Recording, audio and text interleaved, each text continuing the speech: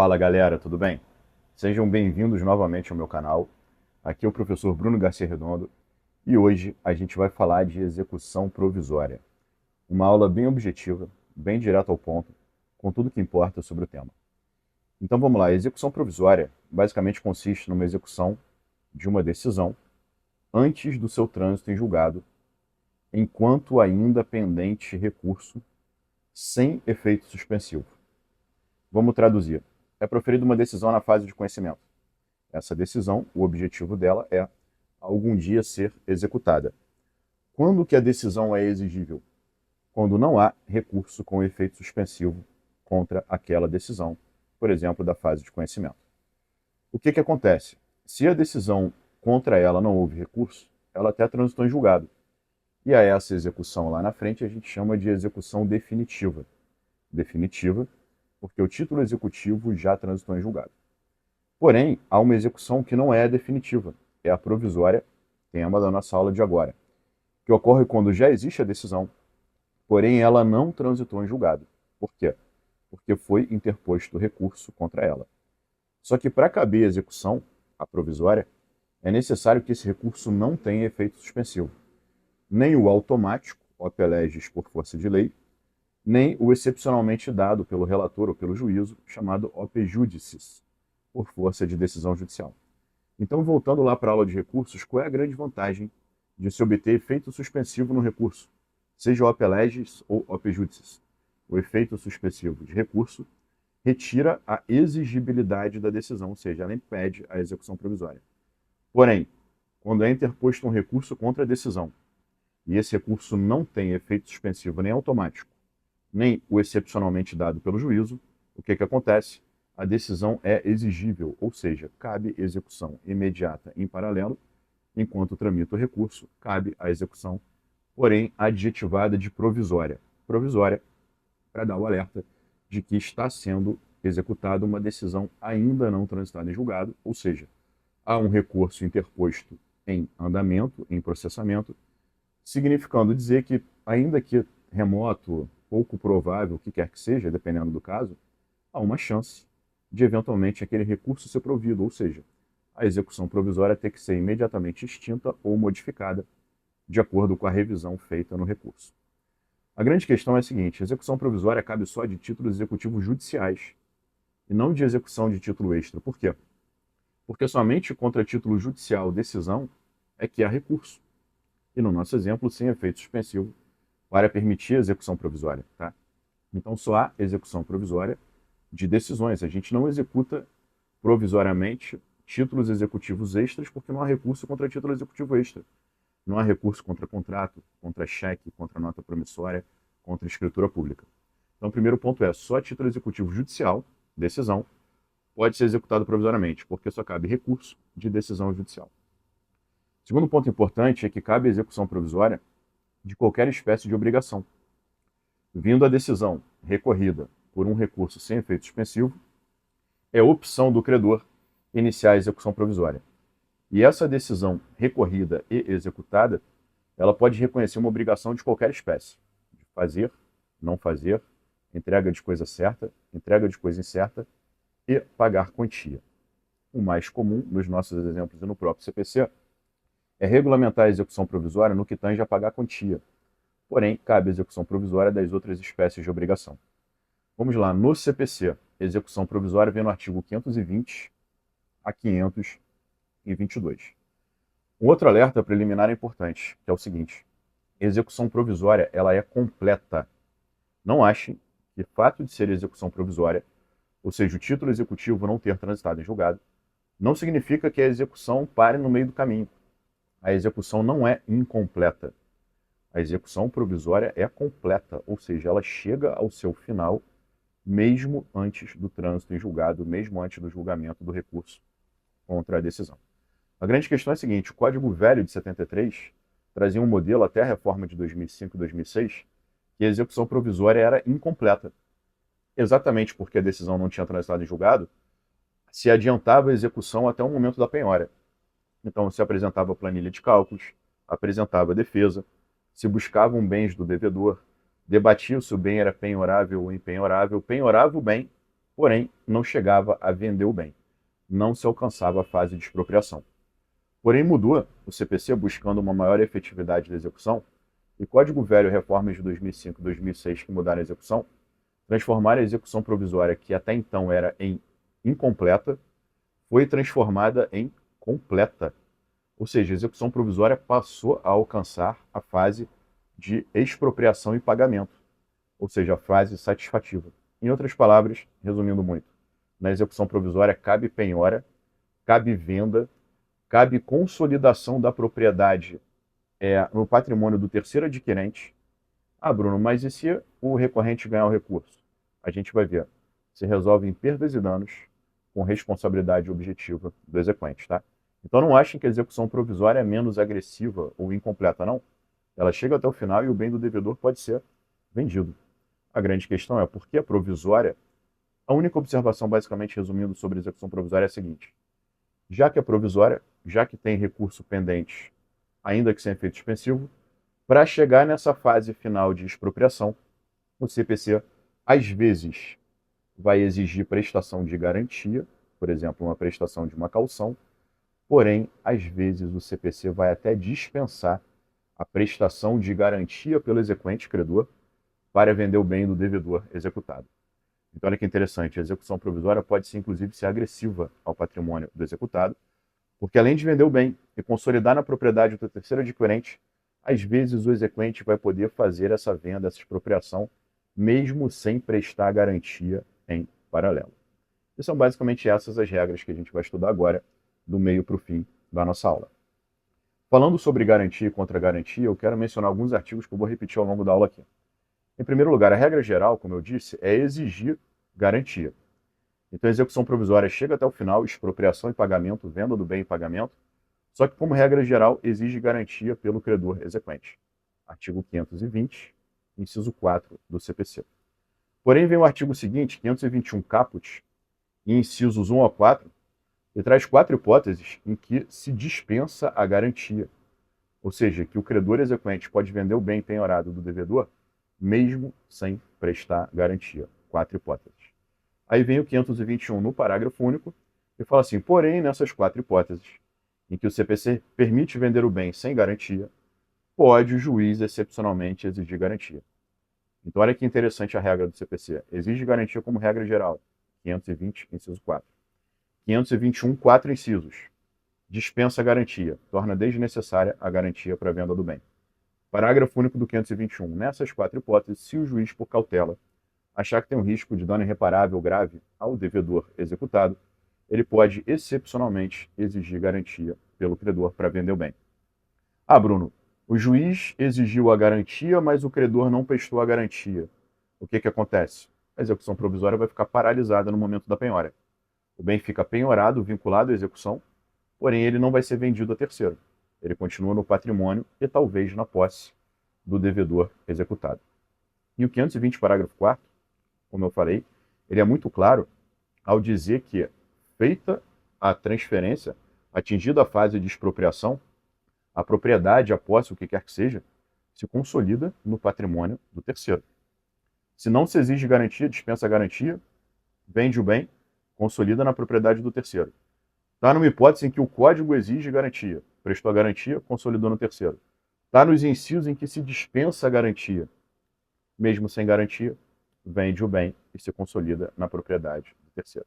Artigo 520, parágrafo 4º. Como eu disse, por ser provisória a execução, há o risco, ou a probabilidade, ou a chance, de um recurso do devedor ser provido. E com isso, a execução provisória ter que cair, total ou parcialmente, ela ter que ser extinta ou reduzida, de acordo com a vitória do devedor no recurso. Qual é a grande questão? A execução provisória, pelo tempo que ela durou, pode ter causado danos ao devedor. Exemplo, vendeu o bem e consolidou na propriedade do terceiro. Dano ao devedor executado que perdeu seu bem.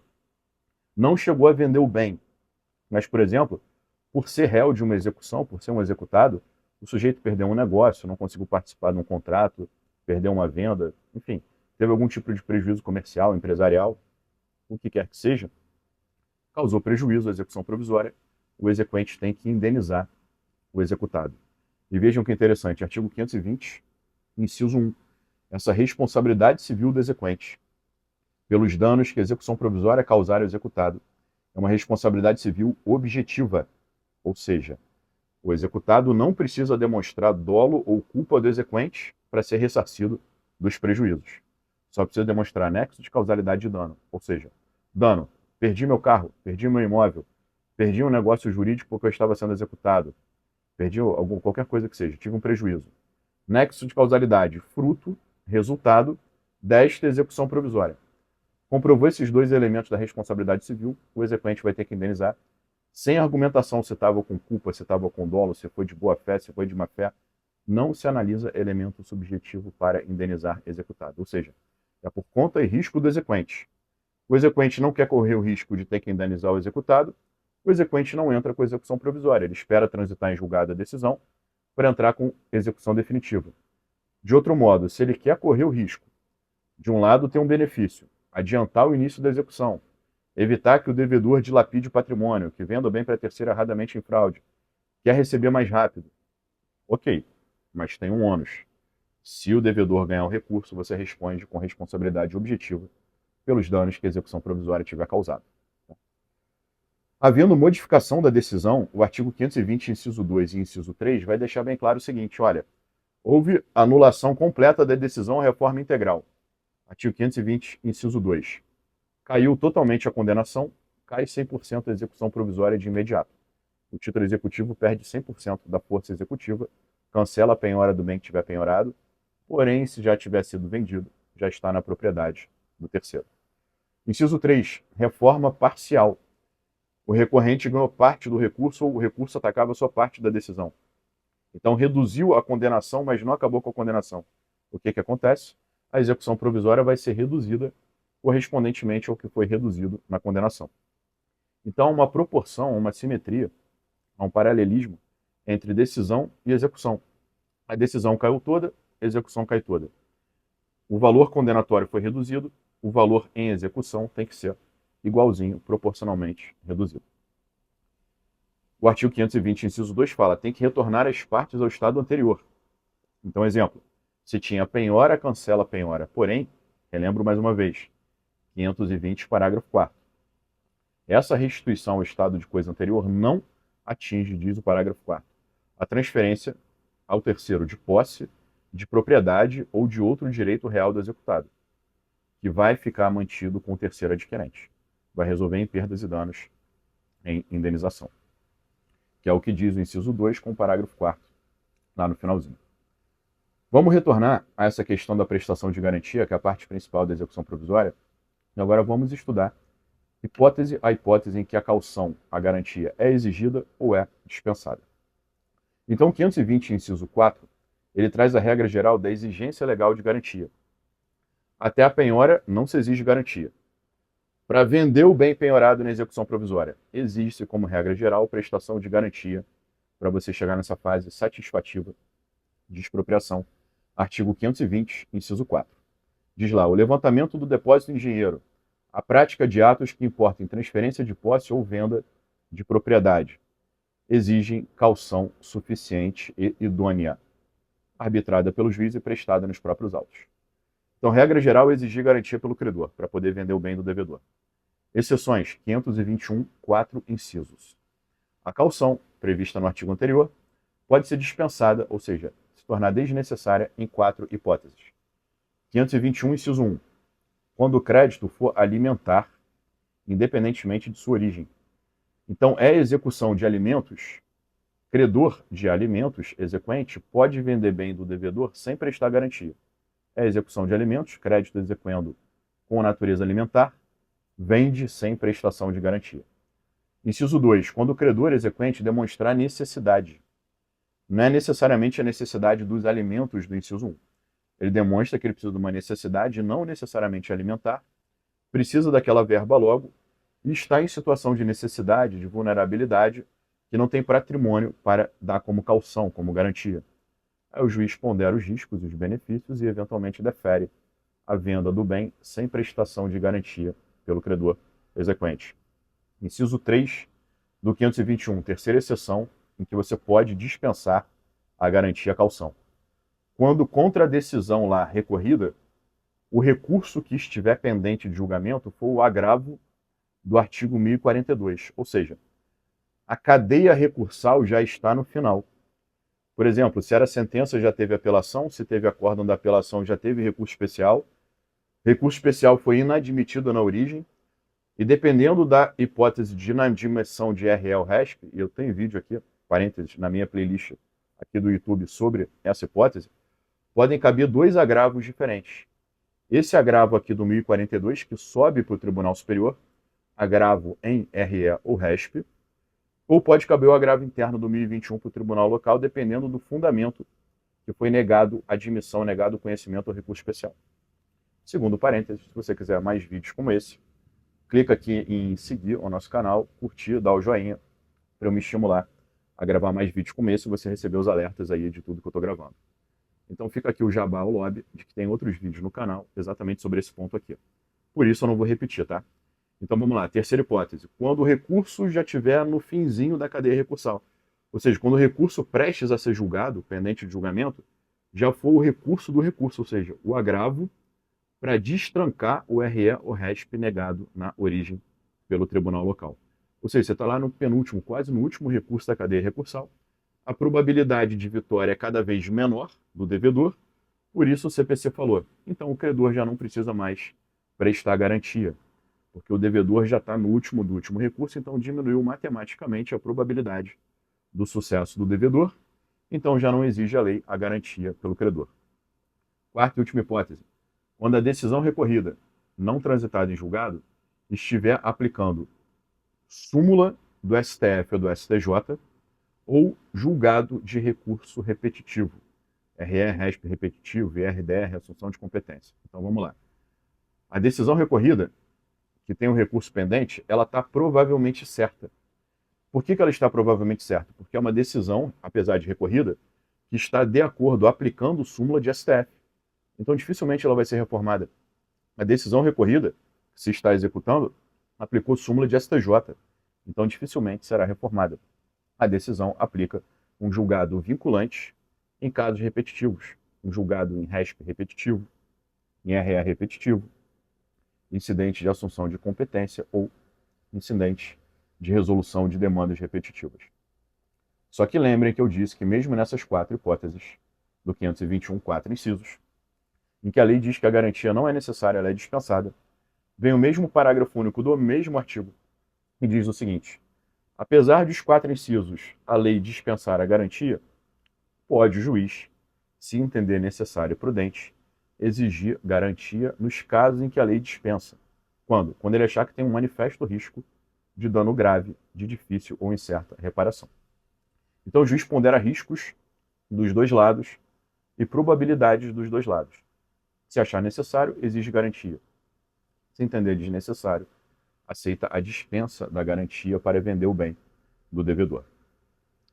Caminhando para o finzinho aqui da nossa aula, vamos ver as últimas regras de execução provisória. Em primeiro lugar, quando a execução provisória for sobre obrigação de pagar a quantia certa, por exemplo, lembrem que a execução definitiva, quando já transitado em julgado, o 523 lá da definitiva diz assim: o devedor vai ser intimado para cumprir a sentença em 15 dias, pagar em 15 dias, sob pena de multa de 10% e honorários de 10%. Então tem esse acréscimo de 20% se não paga em 15 dias.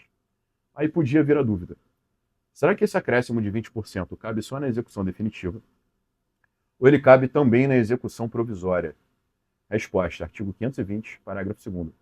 Esse acréscimo de 20% existe também na execução provisória, ou seja, apesar de não ter transitado a decisão, o devedor vai ser intimado na execução provisória para pagar em 15 dias, sob pena de multa de 10% e honorários de 10%. Multa de 10% vai para a parte exequente, honorários de 10% vai para o advogado do exequente. Ah, Bruno, mas ainda não transitou em julgado, seria injusto ter esse acréscimo de 20%? Calma. É um acréscimo de 20% virtual, o bolo que era 100% vira 120%, vai penhorar 120%, até pode vender 120%, mas pensa, se ganhar o recurso, cai o principal e cai os 20%. Tá? Então, proporcionalmente, ganhou o recurso, isso aqui cairia também, a multa e os honorários. Então, apesar de não ter transitado em julgado, há o acréscimo de 10% mais 10%, tal como na execução definitiva. A grande questão é a seguinte, o 520, parágrafo 3º, fala que se o devedor quiser afastar a multa, não os honorários, porque os honorários é pelo trabalho do advogado, o advogado está tendo trabalho, os honorários permanecem com 10%. Só que se o devedor quiser impedir o acréscimo dos 10% da multa, ele pode fazer o depósito. Então, depositando, ele não afasta os 10% dos honorários do advogado, que vai ter trabalho para buscar bem para penhora, fazer a defesa contra a defesa da execução, enfim. Mas ele pode, se quiser afastar a multa de 10%, ele pode depositar. Depositar não é pagar. Então, o parágrafo 3º diz assim do 520. Se o executado comparecer a tempo, ou seja, nos 15 dias, e depositar o valor com a finalidade de afastar a multa, ele tem que deixar isso claro na petição, que ele não está pagando ou quitando a obrigação. Ele está depositando para discutir, através da defesa, e para afastar a multa de 10%. Aí deixa bem claro isso. Esse ato de depositar para discutir e afastar a multa não é incompatível com o recurso que está pendente, ou seja, não há uma preclusão lógica. O recurso não cai porque teve pagamento. O que o CPC está dizendo? Não é pagamento, é depósito, para garantir, para discutir. Como não é pagamento, é depósito, isso não é incompatível com continuar brigando. Então o recurso continua. O recurso não cai por preclusão. Tá? Então depositei para discutir, se não é pagamento, o recurso não cai. Se eu fizer um depósito a tipo de pagamento, quitação, o devedor está reconhecendo que deve. Se ele reconhece que deve, automaticamente o recurso perde o objeto. Tá? E finalmente a gente tem lá uma dúvida que tinha no Código Velho, o Código Novo deixa bem clara a resposta. Será que tem defesa na execução provisória? Gente, a rigor, dúvida não devia existir, né? A Constituição manda ter defesa em qualquer procedimento ou processo. Então, se a Constituição manda no 5º inciso 55 ter contraditória ampla defesa, é claro que tem que ter defesa também na execução provisória, assim como na execução definitiva. A grande questão é que no Código Velho não havia uma previsão muito clara da defesa, aí gerava essa dúvida, a doutrina dizia, e a jurisprudência também, que você, por analogia, pegava a defesa da execução definitiva. Agora, o CPC no 520, parágrafo 1º, deixa claro que cabe defesa na execução provisória. Então, 520, parágrafo 1º, ele diz assim, no cumprimento provisório de sentença, o executado pode apresentar defesa, nos termos do artigo 525. Qual é o nome e a natureza jurídica dessa defesa? Impugnação à execução de título judicial ou impugnação ao cumprimento de sentença. E para terminar nossa aula, infelizmente, caminhando para o finzinho aqui, como se inicia a execução provisória? A execução provisória se inicia com uma simples petição ao artigo 522. Vem a decisão, em paralelo o recurso, em paralelo execução provisória, dirigida por simples petição, dirigida ao juízo competente. Qual é o juízo competente para a execução provisória? É o juízo que seria o competente para a execução definitiva, ou seja, é o juízo competente para cumprimento de sentença, para execução de título judicial. Ah, Bruno, relembrando, qual é o juízo competente para execução de título judicial? Artigo 516. Tá? Então, o artigo 516 é o juízo competente tanto para execução definitiva quanto para execução provisória de título judicial. E aí, esse requerimento, essa petição que pede execução provisória enquanto em paralelo está tramitando o recurso, vem uma dúvida, ela tem que ser acompanhada de anexos, de documentos obrigatórios ou não? O 522, artigo 522, parágrafo único, responde essa última dúvida aqui da nossa aula, dizendo o seguinte, olha, se o processo é eletrônico, todos os documentos e anexos são facultativos, porque o juiz vai ver na execução provisória os autos eletrônicos, como é que eles estão caminhando lá com o recurso. Então vai poder ver a decisão, se a decisão falava aquele valor mesmo, quem era o advogado do credor, quem era o advogado do devedor para mandar intimar no sistema. Porém, se não for eletrônico o processo, ou seja, cada vez mais raridade na nossa prática forense, se não for eletrônico o processo, há a necessidade dos documentos do 522, parágrafo único, 5 incisos. Então, processo físico ainda é raridade. Eu tenho que trazer anexos obrigatórios, porque o processo físico está lá no tribunal para recurso. E agora eu estou aqui na primeira instância executando através de execução provisória. Eu tenho que trazer anexos, quais? 522, parágrafo único, incisos. Cópia da própria decisão que está se executando, inciso 1. Inciso 2. Certidão de que o recurso que está lá pendente não tem mais efeito suspensivo.